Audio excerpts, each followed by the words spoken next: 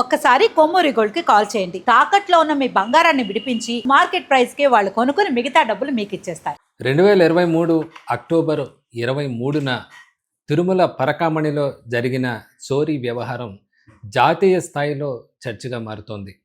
అప్పట్లో ఈ కేసుకు సంబంధించి రాజీ కుదిర్చిన అంశం ప్రస్తుతం దుమారం రేపుతోంది. ప్రస్తుతం ఏపీ హైకోర్టు ఆదేశాలతో ఈ కేసు సిఐడి పరిధిలో ఉంది. అధికారులు ఇప్పటికే నివేదికలు కూడా కోర్టుకు సమర్పించారు. ప్రస్తుతం ఈ కేసు హైకోర్టు వరకు వెళ్ళిన వ్యవహారంలో కీలక పాత్ర పోషించారు మాచర్ల శ్రీనివాసులు. జర్నలిస్టుగా విధులు నిర్వహిస్తున్న ఆయన అప్పట్లో ఈ రాజీని వ్యతిరేకిస్తూ కోర్టుకు వెళ్ళారు. ప్రస్తుతం మనతో పాటు మాచర్ల శ్రీనివాసులు గారు ఉన్నారు.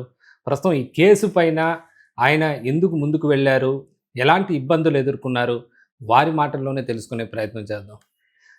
శ్రీనివాసులు గారు నమస్కారం అండి. ప్రస్తుతం మీరు ఏదైతే హైకోర్టులో కేసు వేశారో అప్పట్లో లోక్ అదాలత్లో రాజీ వ్యవహారం తర్వాత ప్రస్తుతం ఆ కోర్టు కీలక తీర్పు వచ్చింది. సిఐడి దర్యాప్తుకు ఆదేశించింది. ప్రస్తుతం ఆ కేసు విచారణ పైన మీకు ఎలా ఉంది? సంతృప్తికరంగా ఉందా? ఎలా అనిపిస్తోంది? సిఐడి విచారణ వేసినందుకు సంతోషిస్తున్నాను. కానీ రాజకీయంగా లబ్ధి పొందాలని కొందరు చాలా విధంగా ఒత్తిడి చేశారు.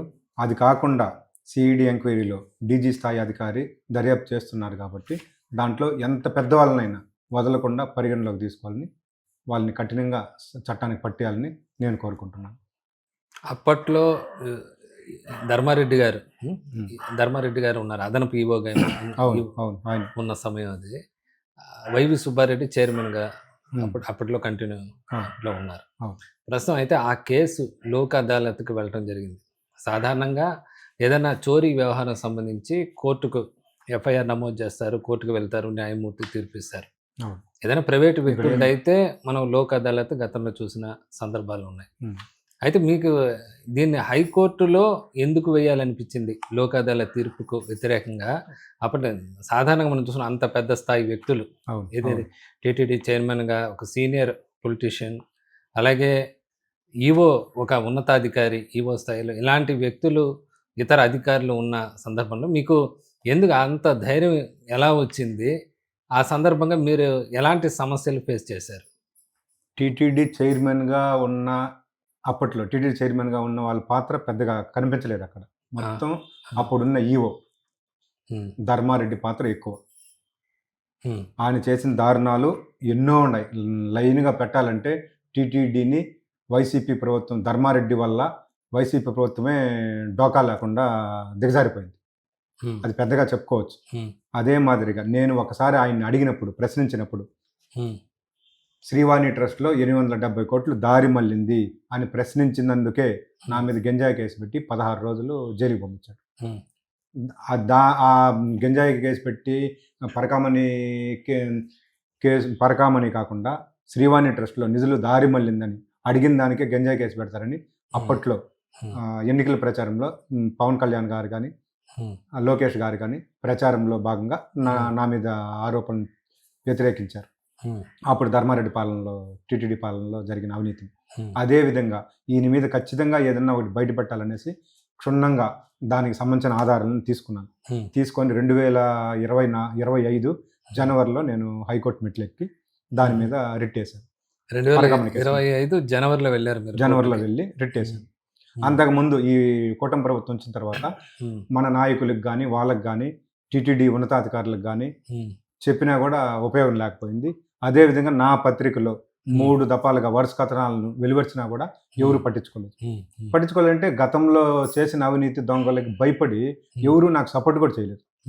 కానీ నేను ఇది ఇంతటితో ఆగకుండా, ఈ ఎవరు మనకి సహకరించరు, సపోర్ట్ చేయరు, శ్రీవారి నిధులను కాపాడాలంటే ఆ కలియుగ ప్రత్యక్ష దైవం నాకు అండగా ఉంటాడనే నమ్మకంతో ఆయన మీద భారం వేసేసి నేను హైకోర్టును ఆశ్రయించడం జరిగింది. 2023 అక్టోబర్ 23లో జరిగింది. చోరీ జరిగింది. తర్వాత రాజీ వ్యవహారం 3 నెలల తర్వాత, 3 నెలలకు ముందే, 3 నెలలకు 3 రోజులు ఉండగానే రాజీ చేశారు. రాజీ చేసిన వెంటనే, రాజీ చేయకముందే ఎప్పుడైతే ఆ పరకామణి కేసులో నిందితుడు రవికుమార్ దొరికిన 3వ రోజుకే ఏవిఎస్ సతీష్ కుమార్ని మాతృ సంస్థకి పంపించేశారు వెంటనే. అప్పుడు ఆయన రాజీ కూడా చేసేందుకు అధికారం లేదు ఆయనకి. అయినా వేరే వాళ్ళు ఉన్నా కూడా, వేరే వాళ్ళు ఏవేసుకో పరకామణి ఏవేసుకో వేరే వాళ్ళు ఉన్నా కూడా, కానీ ఈయన రాజీకి అప్పుడు పట్టించిన దాంట్లో ఉన్నాడు కాబట్టి, కేసు పెట్టిన దాంట్లో ఈయన ఉన్నాడు కాబట్టి, అంటే 3 రోజుల తర్వాతే ఈ కేసు ఆయన సంబంధించి ఆయన ఎవరు బయట పెట్టారో ఆయన వెంటనే మాతృ సంస్థకి 3 పంపించేశారు. రోజులకి ట్రాన్స్ఫర్ అయింది. ట్రాన్స్ఫర్ అయింది, మాతృ సంస్థకి పంపించేశారు. కాకపోతే అయితే ఆ పట్టుకున్న టైంలో ఆయన ఫిర్యాదు చేశాడు కాబట్టి, ఫిర్యాదుదారు కాబట్టి రాజీకి అర్హుడు కాదు, అనర్హుడు. అనర్హుడైన ఆయన చేతే రాజీ చేయించారు.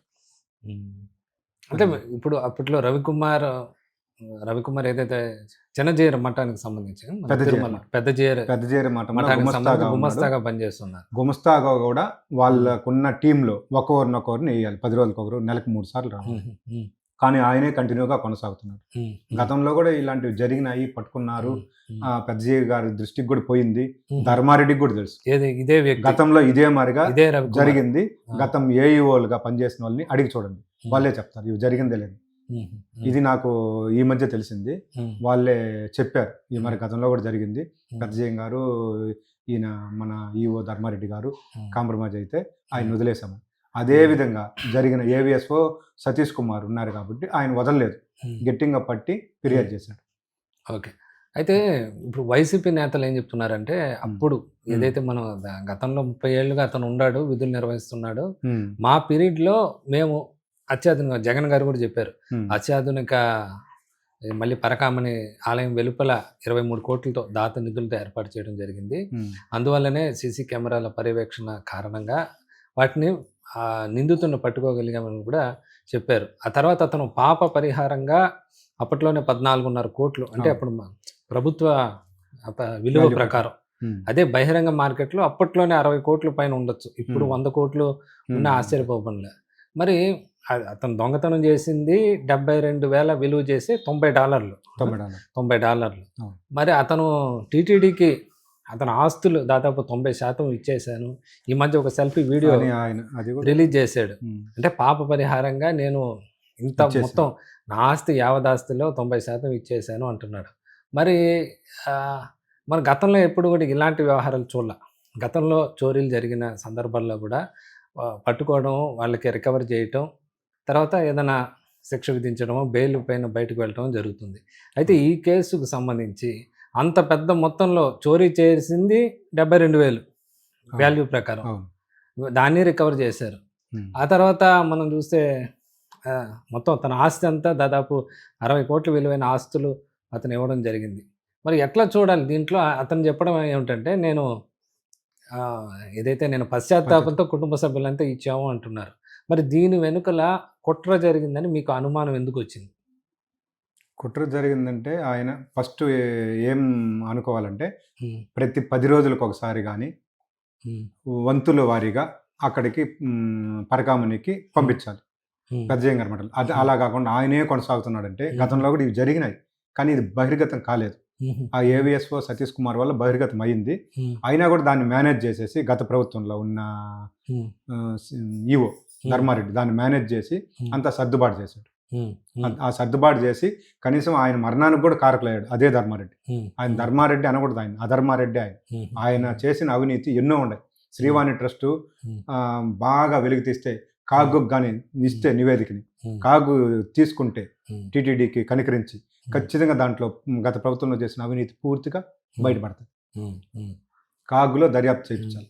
కాగుతో దర్యాప్తు చేపిస్తే శ్రీవాణి ట్రస్ట్లో ఎంత అవినీతి జరిగింది, ఐటీ డిపార్ట్మెంట్లో క్యాష్ అండ్ డిపాజిట్లో కూడా లక్షల మందికి క్యాష్ అండ్ డిపాజిట్ నిధులు తిరిగి వాళ్ళ అకౌంట్కి పోలేదు. అది ఈ రోజు కూడా వాళ్ళ సిస్టంలో చూస్తే పోయింది అంటారు. నేను, నువ్వు, మీ బాట్ అందరూ పలు రకాల శ్రీవారి భక్తులు. మనం ప్రస్తుతం ఈ షో పరకామణి దగ్గర చాలా అవినీతులు ఉన్నాయి.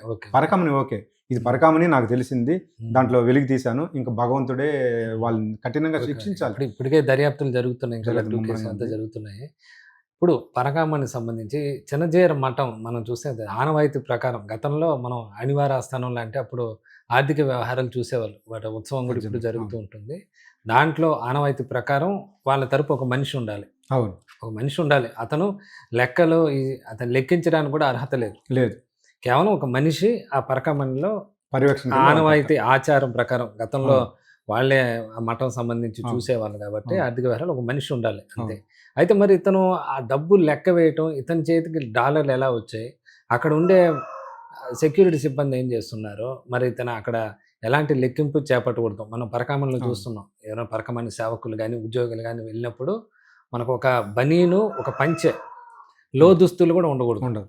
క్షుణ్ణంగా తనిఖీ చేసి పంపిస్తారు. ఉమ్. మరి ఈ వ్యక్తి మనం చూస్తున్నాం అతను మరి తనిఖీ లేకుండా మరి ప్రస్తుతం అతను మళ్ళీ ఏదో ఆ డాలర్లు అతని చేతికి లెక్కించే అర్హత లేకుండా ఏ విధంగా లెక్కించాడంటారు? అదే ఆయన లెక్కించే అవసరం లేకపోయినా కూడా ఆ! అవకాశం సద్వినియోగం చేసుకునే బాటలో పడి ఆ! ఆయన డాలర్లు కొట్టేదానికి ప్లాన్ చేసి హ్మ్. తనే లెక్కించి తనే టేబుల్ వేసుకొని అక్కడ లెక్కించి హ్మ్. ఆయన ఒక లావు శరీరం కాబట్టి అక్కడ లోపల పెట్టుకునేసి హ్మ్. వెళ్ళిపోయేది. ఇదే పని చేస్తా సంపాదించాడు ఆయన. హుహు.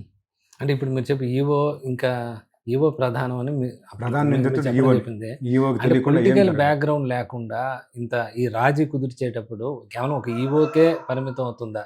అప్పట్లో బోర్డ్ చైర్మన్ గాని, బోర్డు సభ్యులు ఉంటారు. పొలిటికల్ అందరూ పొలిటికల్‌గా ఇంకా ఆటోమేటిక్‌గా వాళ్ళు పొలిటికల్ నాయకులే కాబట్టి ఉంటారు. దీని ఎనకాల ఏదైనా రాజకీయ పరంగా ఎవరైనా పెద్దల కుట్ర ఉందని మీరు భావిస్తున్నారా? ఉండొచ్చు.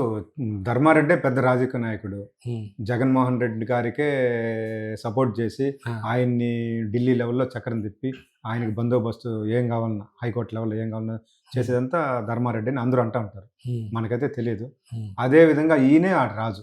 హ్మ్. ధర్మారెడ్డే రాజు. హ్మ్. దానికి మించి ఏంలా. ఈయన ఏం చెప్తే అది వింటారు. చైర్మన్‌లు గాని, హ్మ్. బోర్డ్ మెంబర్‌లు గాని, ప్రతి అధికారి గాని. హ్మ్. హ్మ్. అట్టే కొనసాగింది అక్కడ పర్యవేక్షణ. హ్మ్. ఆయన పర్యవేక్షణలోనే ఈ అవినీతి ఫుల్‌గా జరిగింది. ఓకే. మీరు కేస్ అప్పట్లో హైకోర్ట్‌లో కేస్ వేశారు. దాని తర్వాత మీరు ఎదుర్కొన్న ఫేస్ చేసిన ఇబ్బందులేంటి? హైకోర్టులో కేసు జనవరిలో ఏస్తే హ్మ్. గత సెప్టెంబర్ వరకు అది హ్మ్. లైవ్‌లోకి రాలేదు. అవును. రాలేదు. ఆగస్ట్ వరకు లైవ్‌లోకి రానీయకుండా అవును. నన్ను బెదిరించి, ఆ! నన్ను ఇబ్బంది పెట్టి, పలు ఆ! రకాలుగా మా ఇంటికి రౌడీలను పంపించి, హ్మ్. ఆ భగవంతుడికే తెలియాలి. ఎవరు అంత ఎవరు ఎవరు పంపించారు? పంపించారో ఎవరు తెలుస్తది. ఇంకా ఆ! పోలీసులు అందరూ ఒకటైపోతారు. హ్మ్. ఆ ప్రభుత్వంలో వాళ్ళు ఇబ్బందులు పెడితే, ఈ హ్మ్. ప్రభుత్వంలో కూడా వాళ్ళకే వత్తాసు పలుకుతూ, హ్మ్. వాళ్ళకి సపోర్ట్ చేస్తూ హ్మ్. ఇబ్బందులు పాలు చేస్తున్నారు. హుహు. ఆ భగవంతుడి అంటే ధర్మాన ఎలాంటి ఇబ్బందులు? కేసు వెనక్కి తీసుకోమని బెదిరించారా? కేసు వెనక్కి తీసుకోమని బెదిరించలేదు. కేసు రానీయకుండా చేశారు. హ్మ్. డైరెక్ట్‌గా నాతో హుహు. మాట్లాడకుండా హ్మ్. వేరే వాళ్ళతో మాట్లాడి ఫోన్ చేసి హ్మ్. మాట్లాడి హ్మ్. ఆయన బ్లాక్‌మెయిలరు అట్ట ఇట్ట చెప్పడాలు. హ్మ్. అది ఏదో సీఐడీ వాళ్ళొచ్చారు. వాళ్ళే తేల్చేశారు. ఎవరు మంచోడు, ఎవరు హ్మ్. అవినీతిపరుడని. హ్మ్. అంతే. అంతకు మించి ఏం చెప్పలేను. హుహు. అంటే మీరు 2025 జనవరిలో కేసేశారు. ఆ! జనవరి అవును. జనవరిలో అవును. కేసేశారు. అది 2000 ఇప్పుడు ఎన్ని నెలల తర్వాత అది 8 కోర్టు నెలల తర్వాత 8 నెలల ఆగస్ట్‌లో తర్వాత అవును. ఆ! హైకోర్టు 8 నెలలు కరెక్ట్‌గా తీర్పిచ్చింది. సెప్టెంబర్‌లో హైకోర్టు లిస్ట్‌లోకి పెట్టేదానికి కష్టపడ్డాం అప్పుడు. హుహు. హ్మ్. నన్ను ఈ మారికి ఎప్పుడైతే ఇబ్బంది పెట్టారో ఇంక ధర్మారెడ్డిని ఇంక హ్మ్. ఉన్నీయకూడదు. హ్మ్. ఇంకా చానా అవినీతులు చేస్తారు హ్మ్. అని జెప్పేసి పట్టుదలతో గట్టిగా పట్టి అక్కడ హుహు. ఎవరెవరిని పట్టాలనో పట్టేసి లిస్ట్‌లోకి తెప్పించాం హుహు. హైకోర్టు. హ్మ్. అంటే లిస్ట్‌లోకి గతంలోనే ఇప్పుడు ప్రస్తుత దేవాదాయ శాఖ మంత్రి ఆనం రామనారాయణ రెడ్డి కూడా ఆయన కూడా అసెంబ్లీలో కూడా అవును. ప్రస్తావించారు ఈ కేసు. మాట్లాడాడు. కేసు ఆయనతో కూడా నేను సంబంధించి మాట్లాడడం జరిగింది. ఆ! ఖచ్చితంగా దీని మీద చర్య తీసుకుంటామని ఆయన కూడా హ్మ్. చేశాడు. హ్మ్. కానీ హైకోర్ట్‌లో ఉండేది ఆయనకు తెలీదు. హైకోర్ట్‌లో తెలీదు. హైకోర్ట్‌లో హ్మ్. ఉండేది తెలుసుంటే దాన్ని హ్మ్. లైవ్‌లో పెట్టి పోరాడుంటారు. హ్మ్. హైకోర్ట్‌లో ఉండేది కూటమి ప్రభుత్వ నాయకులు కూడా తెలీదు. హుహు. హ్మ్. ఆ తర్వాత వెలుగులోకి వచ్చిన తర్వాత అందరికి తెలిసింది. హ్మ్. అది వెలుగు చూసి దాని మీద పోరాడుతున్నారు. వాళ్ళు కూడా హ్మ్. చెప్తున్నారు. హ్మ్. మంచి దర్యాప్తు చేయండి. హ్మ్. సిఐడి వాళ్ళు ఓకే. ఇప్పుడు దర్యాప్తు తీరు ఎలా అనిపిస్తుంది మీకు? మీకు ఫిర్యాదుదారుగా ఇప్పుడు జరుగుతున్న దర్యాప్తు తీరులో పూర్తి స్థాయిలో కుట్ర బయటకొచ్చే అవకాశం ఉందంటారా? అంటే ఎన్నో పరిణామాలు జరుగుతున్నాయి అవునండి. ప్రస్తుతం. ముఖ్యంగా ఆయన ఎవరైతే ఫిర్యాదు చేశారో, రాజీ కుదుర్చుకున్నారో, ఆ సతీష్ కుమార్ ప్రత్యక్ష ఆయన కూడా ఒక సాక్షిగా కూడా భావించుకోవాలి. ఆ వ్యక్తి అనుమానాస్పదంగా మృతి చెందాడు. కోర్టు దానికి సంబంధించి కూడా పోస్ట్ మార్టం రిపోర్ట్ ఎందుకంత ఆలస్యం అవుతుందో తెలీదు. దాన్ని సీల్డ్ కవర్‌లో ఇవ్వాల్సిందిగా కూడా కోర్టు ఆదేశించింది. ఎలా ఉంది ఈ పరిణామాలు నిజంగా పరకామణి సంబంధించి కుట్ర తేల్చే దిశగా ముందుకు వెళ్తున్నాయా? ఏమన్నా పెద్ద వ్యక్తులు బయటకొచ్చే అవకాశం ఉందా? మీరు ఫిర్యాదు చేశారు. రోజువారీ పరిణామాలు చూస్తున్నారు. కోర్టులో సంబంధించి కూడా విచారణకు వెళ్తున్నారు. ఎలా ఉంది? ఎలా అనిపిస్తుంది? ఖచ్చితంగా సతీష్ కుమార్ మాత్రం హానెస్ట్ మనిషే. మంచి నిజాయితీ గల మనిషి. హ్మ్. అటువంటి ఆయన దానికి రాజీకి ఒప్పుకోకుండా ఒప్పించారు. హ్మ్.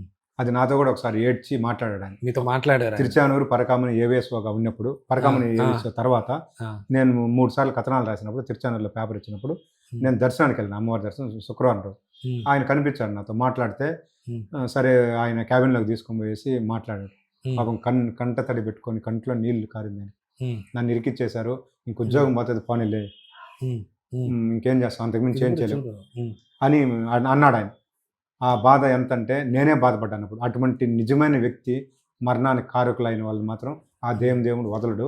అదే సిఐడి డీజీ గారు నిజంగా వెంకటేశ్వర స్వామి ఆయన. నాకైతే నిజంగా వెంకటేశ్వర స్వామి వచ్చారు సార్ అని ఆయనతోనే అన్నా. ఆయన కూడా నవ్వినారు. నవ్వి ఖచ్చితంగా నేను సీరియస్గా రాజీవ్ పోకుండా మంచి దర్యాప్తు చేసి చట్టం ముందు నిలబెడతాను దోషుల్ని అని చెప్పి హామీ ఇచ్చారు సార్ కూడా నాకు. మరి అలా మీకు అంత ధైర్యం చెప్పి కుదిరింది. మీకు ధైర్యం చెప్పారు, ఆయన అంతా కొంచెం ఒత్తిళ్ళు ఎదుర్కొన్నా కూడా కేసుకి ఆయన నిలబడ్డారు. మరి అలాంటి వ్యక్తి ఇప్పుడు చనిపోయిన పరిస్థితి మీకేమనిపిస్తుంది? అదే ఆత్మహత్య లేకపోతే హత్య అయినా మీ అభిప్రాయం ఏమిటి? హత్య ఉండొచ్చు, ఆత్మహత్య అంటే నేను కూడా నమ్మను. ఎందుకంటే చిన్న పిల్లకాయలు 3 సంవత్సరాలు 5 సంవత్సరాలు బిడ్డలను తీసి పెట్టుకొని ఆత్మహత్య చేసుకోవాల్సిన అవసరం ఆయనకి లేదు.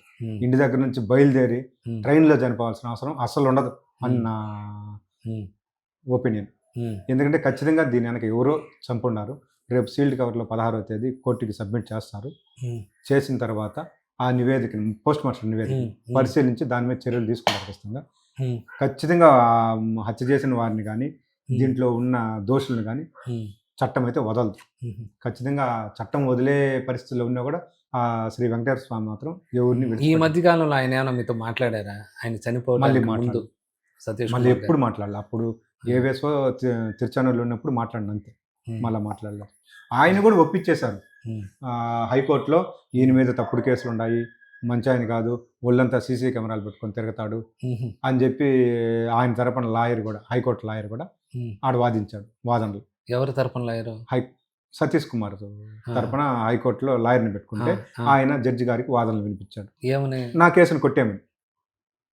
ఈయన చేసిన కేసు, ఈయన పెట్టిన కేసు, ఫిర్యాదు చేసిన కేసు, మా ఫిర్యాదుదారుడు ఇద్దరు, రవికుమార్ కానీ ఈయన కానీ ఇద్దరు అదే ఆరోపణలు చేశారు. అంటే మీరు చెప్పింది అంటే ఏది ఇప్పుడు సతీష్ కుమార్ తరపు లాయరు, రవికుమార్ తరపున లాయరు ఇద్దరు కుమ్మక్కయ్యారా? ఇద్దరు ఒకటే, వాళ్ళు అనుకూలంగా వేసుకున్న వాళ్ళిద్దరు ఒకటే. నాకు అగైనెస్ట్ వాళ్ళు, ఫిర్యాదుదారుడు నేను. సతీష్ కుమార్ ఆయన తరపున వాదించే లాయర్ కూడా ఆయన విరుద్ధంగా వెళ్ళారంటారా? అవును, విరుద్ధంగా ఆయనకి ఏకీభవించే పోయినాడు, నాకు విరుద్ధంగా మాట్లాడారు. ఎందుకంటే ఇది రాజీ చేసుకోవచ్చు, నేను పోలీస్ అధికారిగా సెక్యూరిటీగా అప్పుడు పట్టించాను, జమ చేశాను కాబట్టి, రికవరీ చేశాను కాబట్టి నేను రాజీ చేసుకునేందుకు అవకాశం ఉంది, చట్టం ఉంది, చేసుకోవచ్చు అని చెప్పి వాదించాను. ఈయన పెట్టిన కేసు తప్పు అని చెప్పి నా మీద ఆరోపణ చేశారు. ఇప్పుడు అది కూడా బెంచ్కి వెళ్ళినట్టుంది. అది సపరేట్ గా రవికుమార్ వేశారు, రవికుమార్ అప్పీల్ చేశారు బెంచ్కి. అవును అవును, ఆ కేసు సింగిల్ జడ్జి ఇచ్చింది కూడా రాజీకి స్టే ఏదైతే ఇచ్చారో దాన్ని, ఆ తీర్పును సవాల్ చేస్తూ ఆయన ఇచ్చారు. అది ఎప్పుడు విచారణకు వచ్చే అవకాశం? సీజేకి పోయింది. అది 16వ తేదీ మొత్తం కలిపి 16వ తేదీ నిర్ణయం తీసుకుంటామని చెప్పున్నారు. రేపు దాదాపు 11వ తేదీ అయిపోయింది. సింగిల్ బెంచ్కి పోయింది, 11వ తేదీ చెప్పారు, మళ్ళీ 16కే ఇచ్చారు. ఓకే. తర్వాత మీకు ఈ ఏదైతే ఈ పరకామణి సంబంధించి ఆ తర్వాత ప్రస్తుతం పరిణామాలు, ఇప్పుడు రాజకీయ పరిణామాలు చూస్తున్నారు. ఇది ఒక పొలిటికల్ టర్న్ అయిపోయింది ఇప్పుడు ప్రస్తుతం. దీనిపైన అటు వైసీపీ కానీ ఇటు కూటమి సంబంధించి కూడా పూర్తిగా ఒక జాతీయ వ్యాప్తంగా కూడా ఒక పెద్ద ఇష్యూ అయిపోయింది. ప్రస్తుతం ఏమనిపిస్తుంది ఈ కేసుకు సంబంధించి? దీనికి మూలంగా మీరు ఫిర్యాదు చేశారు కదా, జరుగుతున్న పరిణామాలు ఎలా ఉన్నాయి? జరుగుతున్న పరిణామాలు చెప్పాలంటే వైసీపీ ప్రభుత్వంలో మందే ఇంక 30 సంవత్సరాలు పరిపాలన అనే తీరులో వాళ్ళు అన్ని ఇష్టానికి దోచేశారు. శాలవాల విషయం కానీ అన్ని తెలిసి చేశారో తెలియక చేశారో, దిగువ స్థాయి సిబ్బంది చేశారో దానికి వీళ్ళు వత్తాసు పలికినారో తెలియదు, కానీ అవినీతి అయితే పూర్తిగా మునిగిపోయే మరి చేశారు. దేవుడి దగ్గరనే ఇంత పెద్ద అవినీతి అంటే లడ్డు ప్రతి ఒక్కటి కల్తీ నెయ్యి వ్యవహారం, అది వాస్తవాలు వెలుగులోకి వచ్చాయి. వాస్తవాలు చేయలేరు కదా ఎవరు. అదే మరిగా పరకామని అన్ని బయట వస్తాయి స్వామి, ఖచ్చితంగా బయట వస్తుంది. ఆ భగవంతుడే వాళ్ళని శిక్షిస్తాడు. ఈ కూటమి ప్రభుత్వ పెద్దలు కూడా గట్టిగా ఉండాలి, రాజీవ్ బాగకుండా వాళ్ళతో కాంప్రమైజ్ కాకుండా దృఢంగా నిలిస్తేనే. ఎందుకంటే ధర్మారెడ్డి లాంటి వాళ్ళు ఢిల్లీ లెవెల్లో పోరాడతారు కాబట్టి వాళ్ళ పోరాటాలకి వీళ్ళు లొంగకుండా ఇట్లా మీరు ప్రొటెక్షన్ కోసం అంటే ఈ కేసుకు సంబంధించి ఇప్పుడే భానుప్రకాష్ రెడ్డి గారికి కోర్టు సెక్యూరిటీ ఆయన సెక్యూరిటీ ఉంది. మీకు దీంట్లో ప్రాణాపాయం అని చెప్పి మీరు కూడా పోలీసుల దగ్గరికి పలుసార్లు ఎస్పీని కలిశారు. మీకు ప్రొటెక్షన్ ఇచ్చారు. మీకు ఎందుకు ఎక్కడి నుంచి థ్రెట్ ఉంది మీకు? థ్రెట్ అంటే నాకు థ్రెట్ అయితే ఎవరు బెదిరించలేదు, ఎవరు ఏం చెప్పలేదు. ఎప్పుడైతే ఏవిఎస్ఓని చంపేశారో చచ్చిపోయాడో అప్పటి నుంచే నాకు భయం అనేది ఏర్పడింది. నన్ను కూడా ఖచ్చితంగా ఏదో చేస్తారు అని చెప్పేసి నేను ఫిర్యాదు చేయడం జరిగింది. నా ఫిర్యాదుకి ఏకీభవించి ఏదో ప్రొటెక్షన్ అయితే ఇచ్చారు. పోలీసు వారి మీద తప్పు చెప్పాల్సిన అవసరం లేదు, ప్రొటెక్షన్ అయితే ఇచ్చారు. అది హైకోర్టు ఆదేశాల మేరకు. ప్రస్తుతం ఈ కేసు ఫర్దర్ ఎలా ముందుకు వెళ్ళబోతున్నారు? ఖచ్చితంగా రేపు నిర్ణయం ఏం జడ్జిమెంట్లో ఏమొస్తుందో తెలియదు. వచ్చిన తర్వాత నాకైతే ఇంకా, ఎందుకంటే వాళ్ళ మీద ధర్మారెడ్డి మీద పోయి పోరాటం చేశాను కాబట్టి నాకైతే థ్రెట్ అయితే ఖచ్చితంగా ఉంటుంది ఖచ్చితంగా. అని నాకు కూడా ఈరోజు దేవుడి కోసం వదిలేస్తాను. అంతకు మించి ఆయన కోసం పోరాడా, నా కోసం నేనేం పోరాడలే. ఎప్పుడు ఎక్కడ సింగిల్ ఎంపీ అవినీతి చేయలే ఎక్కడ. ఆ భగవంతుడి కోసం పోరాడాను కాబట్టి ఆ భగవంతుడి నిర్ణయంతో నేను బతుకుతాను. ఓకే. ఈ పరకామణికి సంబంధించి ప్రస్తుత వ్యవహారాలు ఎలా జరుగుతున్నాయి అనుకోవచ్చు. అప్పుడు ఏదైతే ఉందో వ్యవహారం, మీరు కూడా జర్నలిస్ట్గా కూడా చూస్తున్నారు. ఇప్పుడు ఎలా ఉంది ప్రస్తుతం పరిస్థితి? పరకామణి సంబంధించి ఇప్పుడు అక్కడ జరుగుతున్న కార్యక్రమాలు కానీ ఇప్పుడు ఎలా అనిపిస్తుంది? పరకామణి ఇప్పుడు భయపడుతున్నారు అందరూ. నిఘా అయితే బాగుంది. ఎవరు ఏం చేసేంట్లో ఒక్కడే దొంగ, ఈయనొక్కడే చేసింది, ఇంకెవరు చేసేవాళ్ళ. గతంలో ఆ పాత పరకామణి ఉన్నప్పుడు ఒకటి అర పోతా ఉంది, పట్టుకుంటున్న సహజం. పట్టుకొని ప్రతి ఒక్కరిని శిక్షించారు. మనకు తెలుసు కూడా చాలా మంది బాధ్యతలు అయినారు, దోషులు అయినారు, శిక్షించారు. కానీ ఈయన రాజీకి పోకుండా ఉంటే ఇబ్బంది లేదు. ఎప్పుడైతే రాజీకి పోయినాడో లోక్ అదాలత్లో, ఈయన రిమాండ్కి బొమ్మ చేస్తుంటే కూడా ఇంత దూరం వచ్చిండదు. కోర్టు స్టే ఇచ్చింది. ఏది మన హైకోర్టు ఏదో లోక్ అదాలత్ మీద సింగిల్ జడ్జి తీర్పులో స్టే వచ్చింది. కోర్టు ఒక ఇష్యూ పైన స్టే ఇవ్వడం అంటే వెంటనే పాత కేసులు ఉన్నట్టే కదా లెక్క మళ్ళీ. ఖచ్చితంగా. మరి ఎందుకని ఆయన ఇప్పుడు ప్రధాన నిందితుడు, ఏది చోరీకి పాల్పడిన వ్యక్తి, అతని మీద ఇప్పుడు వరకు కూడా కేసు నమోదు కాకపోవడం ఏంటి? అతను బయట తిరుగుతున్నాడు, విచారణకు వస్తున్నాడు, వెళ్తున్నాడు. హైకోర్టు స్టే అంటేనే దాని అర్థం ఏది లోక్ అదాలత్ ఇచ్చిన తీర్పు రద్దు చేసి ముందు యథాతథంగా ఉండే ఆ విచారణ కానీ కేసులు కానీ కంటిన్యూ చేయాలనే కదా ఉద్దేశం. ఆ తర్వాత ఈయన మళ్ళీ హైకోర్టుకి వెళ్ళి డివిజన్ బెంచ్కి అప్పీల్ చేసుకునే వరకు ఈయన మీద కేసు ఎందుకు నమోదు చేయలేదు? ఇంకా కేసు ప్రధాన నిందితుడి పైన చోరీకి పాల్పడిన వ్యక్తి మీద కేసు లేకుండా విచారణ ఏముంటుంది? మీకేమనిపిస్తుంది? ఏమనిపిస్తుందంటే మొన్న ఒక వీడియోని వదిలాడు రవికుమార్, సెల్ఫీ వీడియో. ఆయన వదిలినాడా లేకపోతే ఎవరన్నా మాట్లాడించి వదిలిచ్చారా? ఎందుకంటే సరైన ఆధారాలే దొరకలేదు సిఐడి వాళ్ళకి అని నా అనుమానం. దొరకకుండా పోవడంతోనే ఆయన ఎర్రలాగా వదిలేసి పెట్టున్నారు. ఖచ్చితంగా ఆయనకైతే బందోబస్తు భద్రత బాగా కల్పించారు. ఆయన ప్రాణానికైతే రీసెంట్ గా కూడా హైకోర్టు చెప్పింది చట్ట ప్రకారంగా వెళ్ళండి, ఏదైనా చట్ట ప్రకారం ఎఫ్ఐఆర్ కట్టడం. అదే హైకోర్టు ఆదేశాలు చేస్తేనే, హైకోర్టు ఒత్తిడి చేస్తేనే అధికారులు ముందుకు వెళ్తున్నారా? ఏది ఇప్పుడు ఒకసారి రెండోసారి కూడా ఈ పరకామణి కేసుకు సంబంధించి హైకోర్టు ఏదైతే లోక్ అదాలత్ స్టే విధించిందో ఆ తర్వాత కూడా మళ్ళీ హైకోర్టు కాస్త మందలించాల్సి వస్తుంది అధికారులని. మేము సంబంధించిన డాక్యుమెంట్లు అంతా మాకు సమర్పించమని చెప్పాం, సిఐడి ఆదేశాలు జారీ చేసాం, ఇంకా మీరు ఎందుకు తాత్సారం చేస్తున్నారు అనే వ్యాఖ్యలు కూడా కోర్టు చేసింది. మరి ఎందుకని ఈ కేసుకు సంబంధించి అంత దూకుడుగా, ఏదైతే మనకు కల్తీ నెయ్యి వ్యవహారంలో సిబిఐ ఏ విధంగా దూకుడుగా వెళ్తుందో దానికి సంబంధించి వరుసగా ఎఫ్ఐఆర్లు నమోదు చేస్తుంది, నిందితులను అరెస్టులు జరుగుతున్నాయి. గతంలో ఎప్పుడు లేని విధంగా టీటీడీ ఉద్యోగులను కూడా అరెస్టులు చేశారు.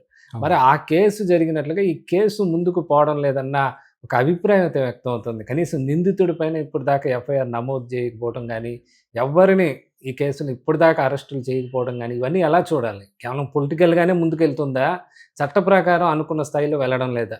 పొలిటికల్ పాత్ర ఏముండదని నా ఒపీనియన్. పొలిటికల్ పాత్ర అయితే దీంట్లో ఉండదు. సిఐడి వాళ్ళు ఇంకా రేపు చూసుకొని చేస్తారేమో అనుకుంటాను. రేపు 16 అక్కడ పోస్ట్ మార్టం రిపోర్టు చూస్తారు. సీల్డ్ కవర్లో ఉన్న రిపోర్ట్ని చూసిన తర్వాత ఏ నిర్ణయం అన్నా తీసుకోవచ్చు పెద్దది. ఖచ్చితంగా రవిశంకర్ అయినారు మంచి ఆఫీసరు. 100% ఆయన దోషులను ఖచ్చితంగా శిక్షిస్తారని నేను కూడా అనుకుంటున్నాను.